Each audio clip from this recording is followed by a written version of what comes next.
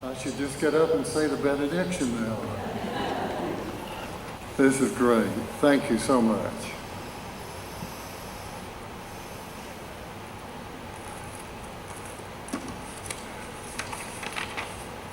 As I said earlier, God gives parties. I mean, think of the creation.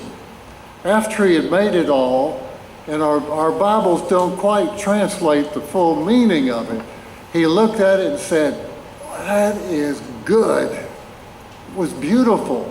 And then he created two people to share it with him. God's always giving parties. He shares his creation with us, which is something to shout about every sunset, every sunrise. And he shares himself with us in these parties, these feasts. And from one end of the Bible to the other, these feasts mean something. There's a feast that remembers their deliverance from Egypt.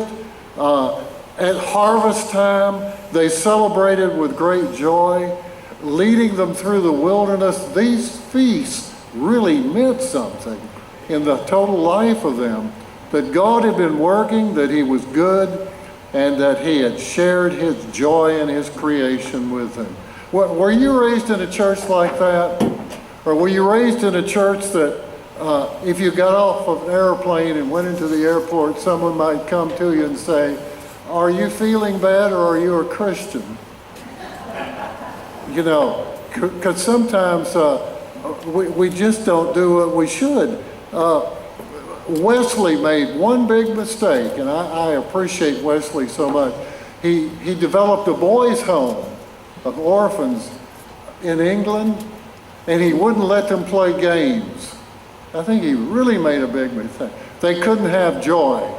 They couldn't play games. He said, if they play games when they're little children, they'll just play games when they're adults. That was his answer to it. Well, I tell you, I have been in some places where there was rejoicing and a banquet that just began. They asked me to do a revival over near Norfolk, Virginia. And about the last night, this young lady came down and accepted Christ as her Lord. And when the service was over and we introduced her, all the young people came and stood around her and said, boy, she's really one of us. She knows the Lord. Let's have a party. Can you bring the Coke? Can you stop by and get some donuts and sandwiches? Let's meet at Sam's house. And I went over to be with them. It was not, well, on Thursday night, we will have a party and we will have fun. That wasn't it at all. I mean, it broke out. And they all said, let's do it. Who can be part of it?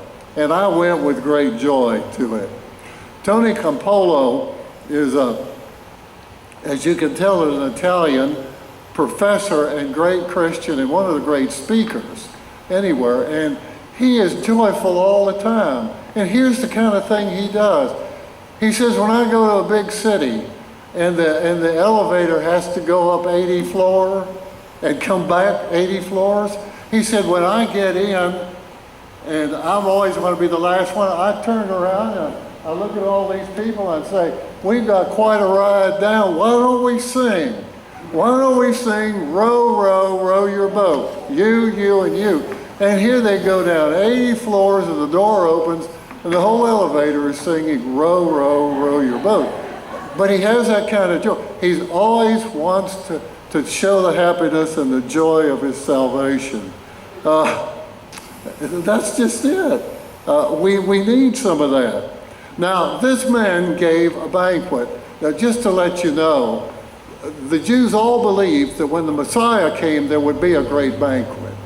And they would come from the north, east, south, west, and everyone would come. And this is what Christ is coming off of. And if you can remember that, you can understand all this that's being said. So, he had two invitations. Why two invitations? Because they didn't have deep freezers then. I'm serious. The first time the messenger went out and said, you've been invited, are you coming? And they said yes, and he checked you off. But they didn't know when it would they could get all the things together. You know, if the chickens would raise enough, lay enough eggs, if somebody would kill the deer in time. So what they did then, and this is the way they did it in that day and time. They didn't have cell phones to call you. They sent their messengers. So when they got the banquet all ready, they went to this list of people who said, "We're coming," and said, "It's ready. Come on." Well, some time had passed between them saying yes and the day coming, and some of them came and had some excuses. Please excuse me. I just bought a field. And you know how it is. I want to take my shoes off and walk in that grass. I want to get some dirt in my hand and feel it's my field now, you know. This is important. It was more important than God's call to him. Well, we do that with our businesses, don't we? I mean, we can get so tired, so busy that God doesn't even have a hand. And that goes for preachers too. They sometimes get so busy they don't have time for devotions like they should. I mean, we all get into that at certain times of the year. So he said, I can't come. Now, let me tell you, I have to break into when I was in high school, we had a fellow with the most vivid imagination.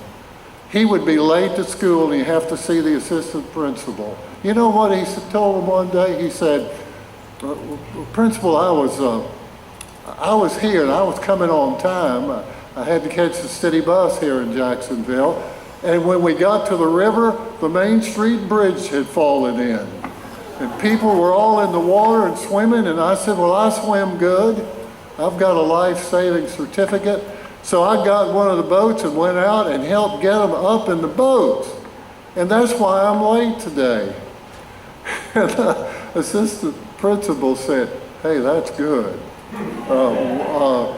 We'll excuse you this time." And of course he said, and I was all wet, so I had to go home and change, and that made me later. But some people have imagination. These people did. And one said, "I just bought 5 yoke of oxen. You know, I just got that new car. It has 400 horsepower. I've got mufflers on it. You can tell when I'm coming and that's a big engine. And I like to pull up beside people and say," and I roar away. "And I've got this car there, and I just don't have time to come to your party because I want to drive this car around and see what it'll really do." Now, you know those are flimsy. Who would buy that many oxen and not even look at them? Who would buy a field and not have her see it? These are ridiculous. You know, they really are. But it was their idea. And then one said, "I just got married. And my wife said I can't come." Well, you know, all men are afraid they're henpecked. I mean, they really are. And some men are henpecked and don't know it. But most of us know it. You know. In fact, I heard the story that at the Last Judgment, there were 2 doors to go into the kingdom. And one stretched all the way over eternity. All these men were lined up, and it said, "Men who have been henpecked." And they were there. And then the one other door, there was just one little man standing there in a tweed suit on a hot day. And Simon Peter opened the door and said, "Why are you here?" He said, "Well, my wife told me to stand here." Now, men secretly have that fear, you know, that we're henpecked. Most of the times our wives are wise enough not to let us know in too many words. But there are all kinds of excuses. Some people were visiting once, and they were trying to get this father in whose children and wife were in the church, and came to the door, and we said, "Well, why don't you come and be part of this?" And he said, "Look, I work, I put meat and potato on the table, And that's enough. The wife can do the rest of it. That was his excuse. I don't need to be a father in Christ to them. I just be a father that brings home food. See, all kind of things happen like that. But this story really makes you think. A farmer went to his neighbor, and the neighbor was standing there with the father, and he came up and he said, "I need to borrow your axe." And the farmer said, "I can't loan it to you." "Why?" He said, "Because my cow's sick." And the man sort of shook his head and walked on back. And the son said to the father, "What does the cow have to do with your axe?" He said, "Nothing. But when you don't want to do something, one excuse is as good as another." Now that's what these men had done, really. They had pulled out the old ones and said, "We can't come." And the real truth was they had higher priorities than God had for them. That's really the honest truth. They didn't want to go. They had found something else. So, the man giving the feast, who is God, told the servant to go out. Now I want you to listen to this because you're going to miss this if you don't hear this. Go out into the streets and the alleys. That's the cities. And when not enough came, he said, "Now go out into the roads that outside the city." That was the terminology. Now, we have a man in our Baptist group here. He's a member of Bayshore. He's an archaeologist. He has been digging up this city of Sepphoris. And now let me tell you, Jesus lived within walking distance of this great Roman city. It had a 5,000-seat Colosseum in it for plays and all. And there's something in the Bible nobody knew how to translate till they found out this city was there that has been covered. It says, Christ said one time, "Why did they paint their faces white?" And nobody knew. The Jews didn't do that. What in the world does that mean? They had mimes in the city, and they painted their face white and then did all that, the things that mimes do. And Jesus knew about it. And it's never mentioned in the New Testament. Never. And they dug this city up. Dr. Strange and other archaeologists, and they have found that the streets and all are exactly like Christ is using here. Go to the alleys and the streets, and if not, go to the highways outside and look for the people that are there, those without homes. And every time I read this scripture, I think they have dug this city up. He gave 3 pages of notes that you can't understand what Jesus said if you don't know that he lived near a big city and knew it. And it also had a flea market there. They have dug that up. And the carpenters, which Jesus was, would bring their wares there and sell them. And when Jesus went to do the water to wine, he had to walk from his city through this city to get there. It's a fascinating thing. And here it is. Jesus says now, and he knew the city well enough, go to the streets and the alleys and then go outside, the highways and hedges is really, what it was. People living out without a home. And he said, "Tell them to come." Well, funny thing happened. This motley group, limping and blind, diseased and homeless, started limping along towards the banquet. They didn't have a house to live in, and they were going to this fabulous home and eat. Instead of begging for food, it was going to be given for them. And as they walked along, They passed a field, and there was a man out there walking it off and feeling the dirt. And there was another man with his ox all hooked up, and he was seeing how well they did it. And they saw a young man holding his new wife, and they walked by them into the banquet. Oh my, they made the better choice, because they made the choice that God had invited them to. See, that's it. And Satan is real smart.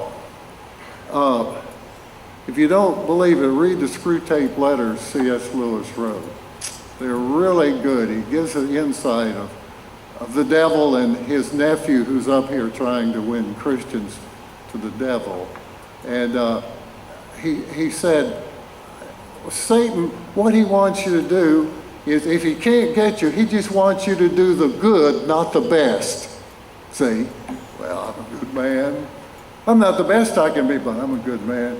So Satan says, well, if I can't win them, I'll just keep them acting mediocre all the time, just average. Well, Christ calls you to something a lot higher than that. And that's what it is. You know, we dismiss people from our minds because maybe they limp or whatever. But all of us are loved by God, and have our worth is that we're loved by God. Not how great we've become. I heard William Glasser. Tonight I'll tell you some about William Glasser. It's too long to tell the whole thing. But he's one of our great psychiatrists. And I heard him say, he was working with the school system in California. He was one of their advisors. And he said he would go into the room, and especially the younger children, and play with them. And he said, I'd do all kind of things. I'd sit down, I'd take the shoelaces out and say, what can we do with this? And they think up all kind of things. The little creative minds started doing. He said, one day I went in and I said, if we had 2 tickets to Hawaii, who should we send out of this room? Well, they all said that the 2 smartest kids, the 2 oldest kids, everything. And finally, this one little boy spoke up and said, I think we ought to send the teacher, because she's the one that puts up with us and teaches us. And I think we ought to send the least in the class, because he never gets anything. Well, the psychiatrist was really impressed. And he went outside, and this committee was coming to this room. And he asked him, what are you coming here for? And they said, well, there's a little boy in there so slow, we're going to put him down a grade. What's his name? He said. And it was a little boy that said that. And he said, well, I'll tell you, you can put him down, but he's the smartest kid in that class. And see, everybody else had overlooked him, and he saw it. And sometimes we do that with people. We don't want them in our presence or anything. We just don't. And we work at it.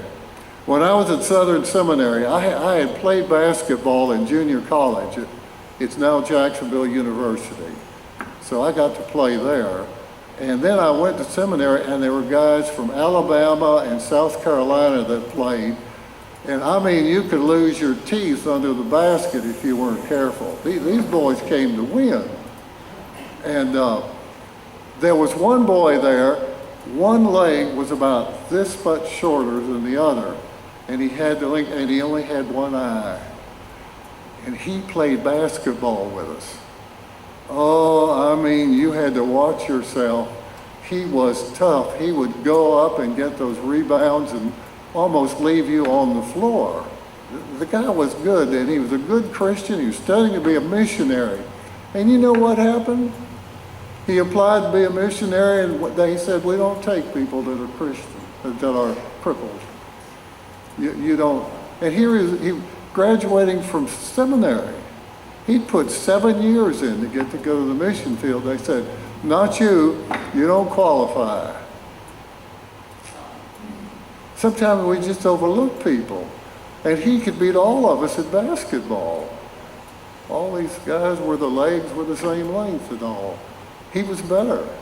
But because he was like that, they said, no, don't go. We do that. I love the story of, I don't know if any of you can even remember this television show. This is when you could watch television and not even be embarrassed. But it was the Defenders. Does anybody remember that? Shake your head, yeah. Like this if you're not sure. Okay, all right. Well, the program was, they took this man into court because they said he's a vagrant. We don't want vagrants in our town, and so he'll probably get locked up. And the story came, he was out on a main street holding a sign that said, "Love me and save the world." And they said, anybody's got to be crazy to do something like that. So he was in court, and these men, the defenders, were defending him. So they finally put him on the stand to testify. And they said, why in the world are you holding a sign, "Love me and save the world"? And he said, I was in the Army in World War II, and I went to a lot of countries during my time in the service. And I found out that most of the world is hungry and thirsty. They're ill-clothed. They look almost like I do, see, standing out on this street. And if we don't learn to love them, we're not going to save the world. Boy, what an insight. And this is what this parable is talking about. Jesus loved these people, and they could be redeemed. If you don't love them, you don't have much chance at it. You don't just give them a track and disappear. You have to become part of their life, part of your love. One last thought. You notice that God in his grace called us all to the banquet, and man in his stubbornness can say no. And that's one thing God won't stomp on. He will not go over your no. Because he made you so free, you can say no. So if we come to the time now, you'll notice God ended up calling everybody to the banquet, not just a few. And so it's time for us to say yes or no. That's it. He made you that free. You can say no. But I hope today you will say yes.